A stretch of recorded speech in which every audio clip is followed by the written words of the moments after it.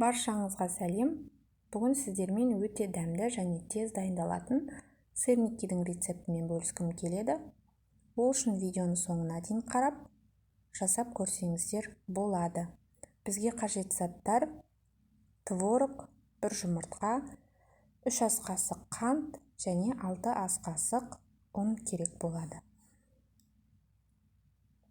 Ең бірінші, творогымыздың үстіне 1 жұмыртқамызды салып, араластырып аламыз.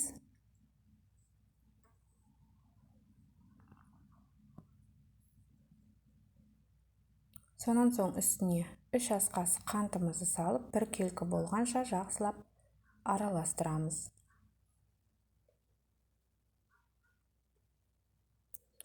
Бір келкі болып араласқаннан кейін үстіне 6 ас қасық ұнымызды електен өткізе отырып қосып, оны да жақсылап араластыратын боламыз. Дайын болған қамырымызды тура видеодағыдай пішінге келтіріп, пышақтың көмегімен бөліктерге бөлеміз. Сонан соң әрбір бөлігін кольцоның немесе бокалдың көмегімен дөңгелек пішінге келтіріп аламыз. Барлық бөліктерді осылай дайындап аламыз.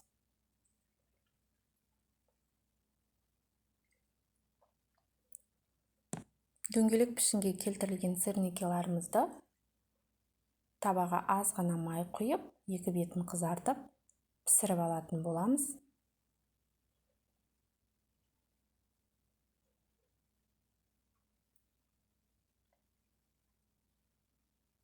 Міне біздің сырникиларымыз дайын болды. Ол өте дәмді және жұп-жұмсақ болып шығады.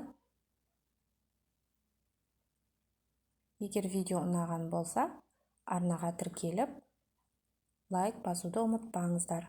Алдағы уақытта өте пайдалы рецепттермен бөлісемін.